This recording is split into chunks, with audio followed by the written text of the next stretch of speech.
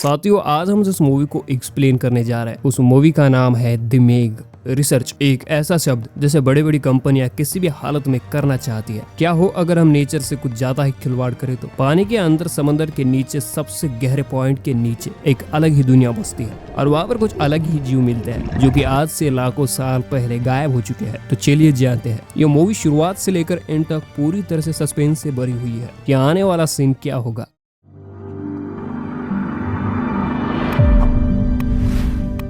Movie की शुरुआत में हमें एक लड़का दिखाई जाता है जिसका नाम टेलर होता है, जो कि एक रेस्क्यू टीम का लीडर होता है। वो समंदर के नीचे सबमरीन से कुछ लोगों की जान बचाने के लिए जा रहा था। यहाँ पर टेलर और उसकी पूरी टीम उन लोगों को बचा ही रही थी। तभी वहाँ अचानक से एक बहुत बड़ा क्रिएचर उस सबमरीन से टकराता है। अब ये क्रिएचर टकराने की वजह से टेलर ज्यादा ना सोच के बाकी लोगों को वही छोड़ के वहाँ से जितने भी लोगों को उसने बचाया है उन लोगों के साथ वहाँ से निकल जाता है। वो ऐसा नहीं करना चाहता था, लेकिन उसको बाकी लोगों की जान बचाने के लिए ऐसा करना पड़ा और देखते ही देखते वो क्रिएचर उस सबमरीन को तबाह कर देता है। अगले सीन में हमें एक रिसर्च सेंटर को दिखाई जाता है जो कि समंदर के अंदर कुछ रिसर्च कर रहे थे। उस रिसर्च सेंटर का ओनर यानी मालिक उसके रिसर्च टीम के लीडर और उसकी बेटी सुएन से मिलता है। वो उन लोगों को समंदर के अंदर बने एक बड़े से कमरे के अंदर लेकर जाता है, जिसे देखकर वो दोनों काफी खुश हो जाते हैं और वो वहाँ पर पूरी टीम से भी मिलते हैं। उस रिसर्च सेंटर का ओनर उन्हें बताने लगता है कि पूरी दुनिया आज तक यही समझती आ रही है कि समंदर के नीचे सबसे गहरा पॉइंट मैरियाना ट्रेंच है, लेकिन ऐसा नहीं है। मैरियाना ट्रेंच एक हाइड्रोजन से बनी हुई एक लेयर है जो कि इंसानों को पता है। तो सोचो उस लेयर के नीचे क्या क्या हो सकता है। हो सकता है कि उस लेयर के नीचे एक पूरी दुनिया हो। पानी के अंदर एक सबमरीन और एक छोटा सा रोवर भी भेजा था। उस सबमरीन में 3 लोग थे और ये लोग दुनिया के सबसे गहरे पॉइंट मैरियाना ट्रेंच पहुंच जाते हैं। उस सबमरीन को एक लड़की चला रही थी और उन्हीं के साथ का एक मेंबर उसे कहता है कि अब हमें मैरियाना ट्रेंच के नीचे जाना होगा। और धीरे धीरे ये लोग सबमरीन लेके उस लेयर को तोड़कर नीचे चले जाते हैं। अब नीचे जाने के बाद वो देखकर हैरान हो जाते हैं कि वाकई उस लेयर के नीचे एक पूरी दुनिया थी। उस दुनिया में अलग अलग प्रकार की मछलियां और अजीबोगरीब प्रकार के क्रिएचर्स थे। अब ये लोग वहाँ का नजारा देख ही रहे थे, तभी उनके सबमरीन में कुछ अजीब सी चीज आकर टकराती है। तभी ये लड़की रिसर्च सेंटर से कांटेक्ट करने की कोशिश करती है, लेकिन उनका कनेक्शन भी टूट जाता है और ये नीचे ही फंस जाते हैं। अब दूसरी तरफ यहाँ पर रिसर्च सेंटर में उनकी टीम उनको बचाने के लिए बैठी हुई थी और उनका लीडर उनसे कहता है कि उनको बचाने के लिए हमें ऐसा इंसान की जरूरत होगी जो कि सबसे नीचे जाकर उन लोगों को बचा सके। वो आगे बात करते हुए कहता है कि आज तक हमारी टीम से सिर्फ टेलर ही वहां तक पहुंच सका है, तो उसे यहाँ पर बुलाया जाए। लेकिन उनमें से एक टीम मेंबर कहता है हम टेलर पर भरोसा नहीं कर सकते। लास्ट टाइम उसने कुछ लोगों को सबमरीन में ही छोड़ दिया था और वो लोग मर गए थे। लेकिन तभी उनका टीम लीडर कहता है कि हमारी मदद टेलर के अलावा कोई और नहीं कर सकता, तो हमें उसे बुलाना ही पड़ेगा।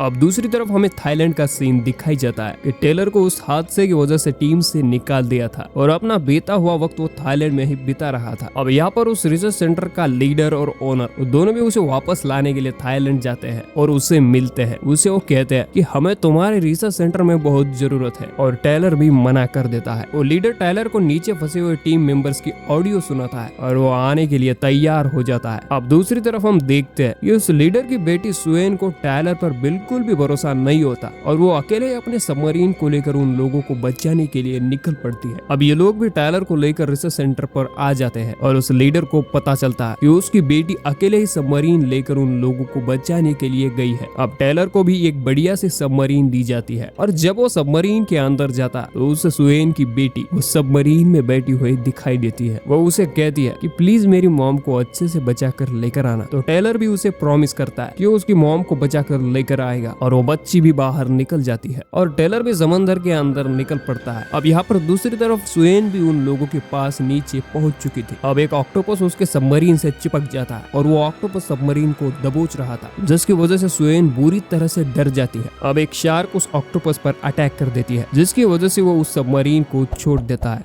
अब सुएन भी सभी टीम मेंबर्स को एक मैसेज देती है कि वो शार्क काफी ज्यादा बड़ी है तभी वहाँ पर टेलर भी आ जाता है और वो सुएन से कहता है कि तुम अपनी सबमरीन लेकर जल्दी से यहाँ से निकल जाओ क्योंकि अब ये डैमेज हो चुकी है। और सुएन भी यहाँ से ऊपर चली जाती है। अब टेलर भी अपनी एक्स वाइफ और सभी उन टीम मेंबर्स को बचा ही रहा था। तभी वहाँ पर वही एक बड़ी सी शार्क आ जाती है जिसका नाम मेग होता है। तभी उनका एक टीम मेंबर सबमरीन में आने के लिए इनकार कर देता है और वो कहता है कि मैं अगर ऊपर आने लगूं तो मुझे वक्त हो जाएगा और ये शार्क आकर हम सभी को मार देगी। तभी वो उस सबमरीन के डोर को बंद कर देता है। तभी वो शार्क उसकी तरफ बढ़ने लगती है और उसे मार डालती है। अब ये सभी लोग काफी दुखी थे क्योंकि वो उसे बचा नहीं पाए। फिर हम देखते हैं कि वो तीनों लोग सेफली रिसर्च सेंटर पहुंच गए हैं। अब ये पूरी टीम उस शार्क यानी उस मेग पर रिसर्च करते हैं। तभी उन्हें पता चलता है कि ये शार्क लाखों साल पहले ही मारी जा चुकी है, लेकिन उनमें से कुछ मैरियाना ट्रेंच के नीचे जाकर रह रही थी। ये शार्क इतनी बड़ी है कि एक साथ पूरे 3 शार्क्स को खा सकती है। अब ये लोग सोचने लगते हैं कि इस पर रिसर्च कैसे की जाए क्योंकि ये शार्क तो अपने पास किसी को तो आने नहीं देगी क्योंकि ये काफी खतरनाक होती है। फिर हम देखते हैं कि सुएन की बेटी नीचे खेल ही रही थी। वहाँ पर पूरा एरिया ट्रांसपेरेंट कांच का बना हुआ था और पूरा समुद्र वहाँ से दिख रहा था। वो लड़की वहाँ खेल ही रही थी। वहाँ पर अचानक से वो मेग शार्क आ जाती है और वो उस पर अटैक करने की कोशिश करती है, लेकिन उसके दांतों के निशान उस शीशे पर छप जाते हैं।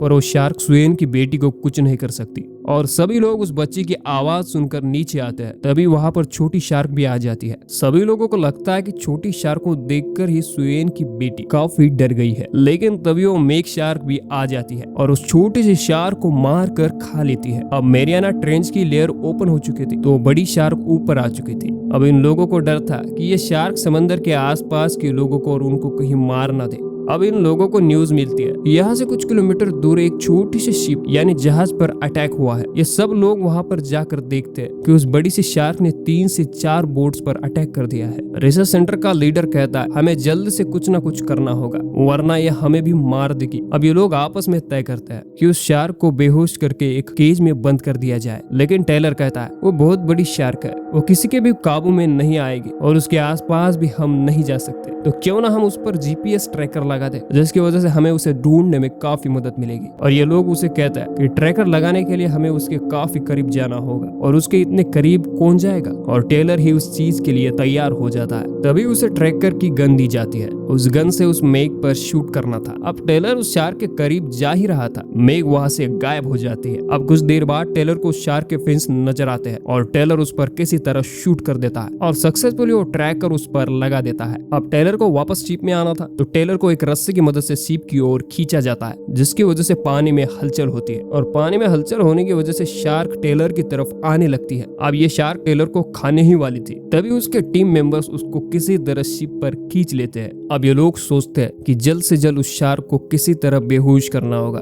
तो ये लोग सुएन को एक बुलेट प्रूफ शीशे के बॉक्स में बंद कर देते हैं और बहुत ही मजबूत केबल से उसे अटैच कर दिया जाता है। अब सुएन समंदर के अंदर जाती है और उसके पास एक पॉइजन होता है जो कि उस शार्क को उसे एक बंदूक की मदद से लगाना था। अब हम देखते हैं कि मेग उस बॉक्स को छीन कर तोड़ने के पीछे पड़ जाती है, उस बॉक्स को दूर लेकर जाती है, मगर वो बॉक्स एक मजबूत रस्सी के साथ बंधा होता है, मगर वो क्रेन उस शिप से उखड़ जाती है। अब ये शार्क उस बॉक्स को निगल ही रही थी। तब ये देखने के बाद टेलर भी समंदर में कूद जाता है और सुएन को किसी तरह से उस बॉक्स में से निकाल लेता है। बाकी टीम मेंबर्स मांस के टुकड़े समंदर में फेंक रहे थे ताकि वो शार्क उनकी तरफ अट्रैक्ट हो, और जैसे ही शार्क उन टुकड़ों की तरफ जाती है तब इस बात का फायदा उठाकर टेलर सुएन को लेकर समंदर के ऊपर आने लगता है, लेकिन मेग उनको देख लेती है और उन लोगों पर अटैक करने लगती है। लेकिन तभी सुएन वो पॉइजन उस शार्क के मुंह में शूट कर देती है। इन दोनों को भी पानी से निकाल लिया जाता है। अब उस मेग को भी ऊपर लाया जाता है। ये सब लोग काफी खुश थे कि उन्होंने मेग को मार दिया। तभी उनके टीम मेंबर का एक आदमी पानी में ही था और वो भी काफी खुश था।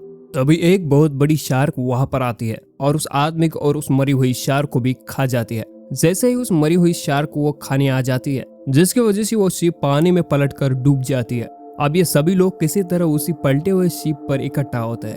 तभी वो शार्क फिर एक बार आकर उनके टीम मेंबर को खा लेती है और वो लोग किसी तरह एक छोटे से रेस्क्यू बोट की मदद से अपने रिसर्च सेंटर की ओर जाने लगते हैं। तभी वहां पर मिलिट्री के कुछ हेलीकॉप्टर्स आकर उस पर फायरिंग करके उस मेग को वहां से भगा देते हैं। लेकिन तभी हमें दिखाया जाता है कि उस रिसर्च सेंटर का लीडर काफी जख्मी था और उसकी वहीं पर मौत हो जाती है और सुएन भी अपने फादर को देखकर काफी रोने लगती है।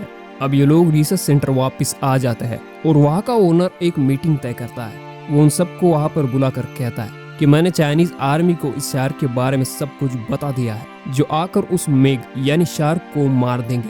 और वो कहता है कि मैं इस रिसर्च सेंटर को कुछ दिनों के लिए बंद करने वाला हूँ और यहाँ से तुम लोग भी अपने अपने घर चले जाना। उतना कहते हुए वो एक हेलीकॉप्टर में बैठकर चला जाता है।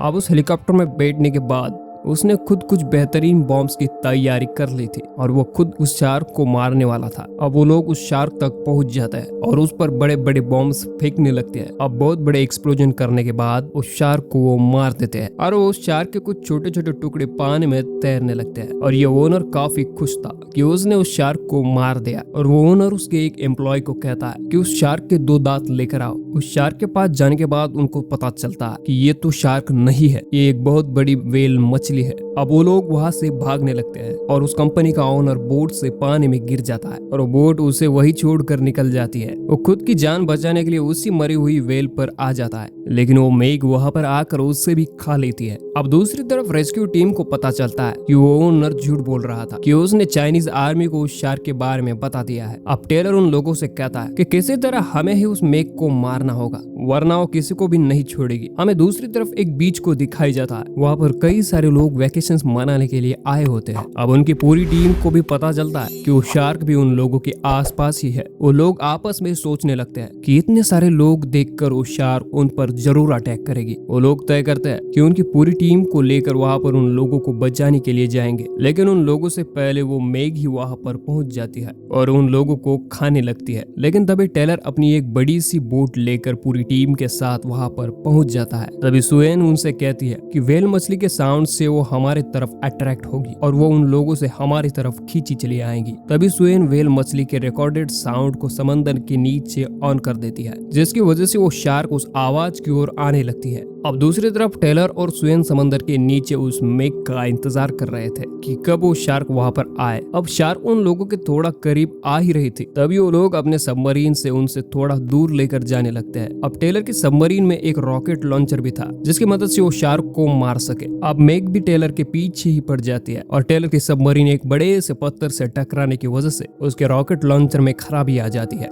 अब वो शार्क टेलर की सबमरीन पर कंटिन्यूअस हमला करती जा रही थी, लेकिन तभी टेलर को गुस्सा आता है, लेकिन वो दिमाग से काम लेता है और वो अपनी सबमरीन को थोड़ा सा टेढ़ा करके मेघ के नीचे से गुजारता है, जिसकी वजह से उस सबमरीन की नुकीली चीज उस शार्क को चीर डालती है, जिसकी वजह से उस शार्क का काफी खून बह रहा था और वो काफी जख्मी हो चुकी थी, लेकिन वो जिंदा थे और फिर से उसके पीछे पड़ जाती है और उसके सबमरीन को तोड़ने लगती है। तभी टेलर सबमरीन से बाहर निकल जाता है। वो शार्क टेलर की तरफ देख ही रही थी, तभी टेलर एक बड़ी सी नुकीली चीज को उस शार्क की आंखों में घुसा देता है, जिसकी वजह से उसके बॉडी से काफी खून निकलने लगता है। अब खून निकलने की वजह से कुछ छोटी छोटी शार्क भी उसकी तरफ अट्रैक्ट हो रही थी और वहां पर आकर उसे खाने लगती है और आखिरकार ये बड़ी सी शार्क यानी मेघ मर जाती है। अब सुएन भी टेलर को पानी से बाहर निकाल लेती है और ये दोनों भी ऊपर आ जाते हैं। ये लोग काफी खुश थे कि इन्होंने इस शार्क को मार दिया और यहीं पर इस मूवी का दी एंड हो जाता है। तो कैसे लगी आपको ये मूवी कमेंट सेक्शन में जरूर बताइए और वीडियो को लाइक और चैनल को सब्सक्राइब किए बिना मत जाना। मिलेंगे एक शानदार नई मूवी के साथ।